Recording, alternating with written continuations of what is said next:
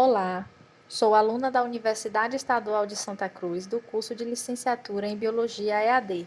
Me chamo Juliana Lopes e minha equipe é composta por Adenilson Mendes, Franciele Borges, Georgia Luquécia, Isaac Souza, José Silva e Liz Andrade. Hoje falaremos um pouco sobre a técnica de enxertia.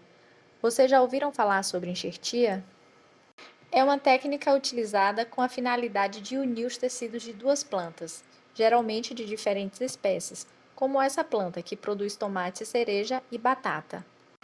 Mas antes de falarmos sobre enxertia, vamos comentar um pouco sobre o conceito de modularidade. Modularidade é a representação de um processo em que um módulo pode se desdobrar em outro. Esse tem o seu funcionamento próprio, como o primeiro, e ambos contribuem individualmente em colaboração para uma função maior. Como podemos perceber, através da modularidade, a planta formará novos galhos geneticamente diferentes em um mesmo indivíduo, o que caracteriza a heterogeneidade genética, pois em uma mesma árvore é possível ter ramos com genótipos diferentes, ainda que seja de forma artificial. E por essa capacidade de mutar uma parte de sua estrutura, é que o processo de enxertia pode ser realizado. Para realizarmos o processo de enxertia, precisamos de um porta-enxerto e um enxerto. A planta que ficará no solo é o porta-enxerto, também chamado de cavalo, e o pedaço que será unido a ela se chama de enxerto, também chamado de cavaleiro, lembrando que o porta-enxerto fornecerá água e nutrientes ao enxerto.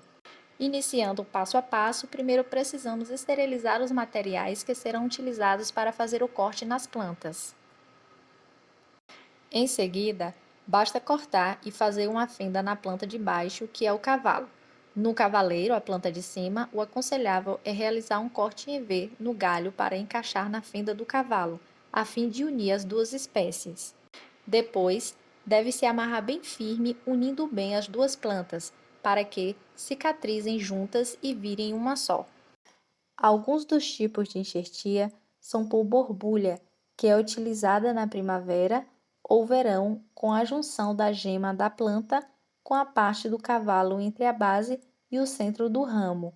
A outra é a enxertia por gafagem, que acontece tanto na raiz da planta como na parte superior, a cerca de 20 centímetros do solo, e a enxertia por encórtia, utilizada quando as técnicas anteriores não deram certo, necessitando de muitas mudas, podendo usar a lateral e o topo para a realização da prática. Vantagens: o clone vai ter as características da planta que você retirou o enxerto. A floração e frutificação vai acontecer mais cedo, como é o exemplo da foto acima em um pé de cacau. Geralmente, modifica o tamanho da planta e a partir da enxertia pode ser feita a restauração de um plantio muito velho ou vulnerável ao ataque de pragas e torná-las mais resistentes aos acometimentos de doenças que podem influenciar na qualidade dos frutos, além de possibilitar o cultivo de diversas espécies em regiões onde não haveria o plantio por causa de fatores climáticos. Desvantagens: pequena vida útil das plantas que nascem pela enxertia, propagação de doenças virosas e risco de rejeição a depender da mistura das espécies.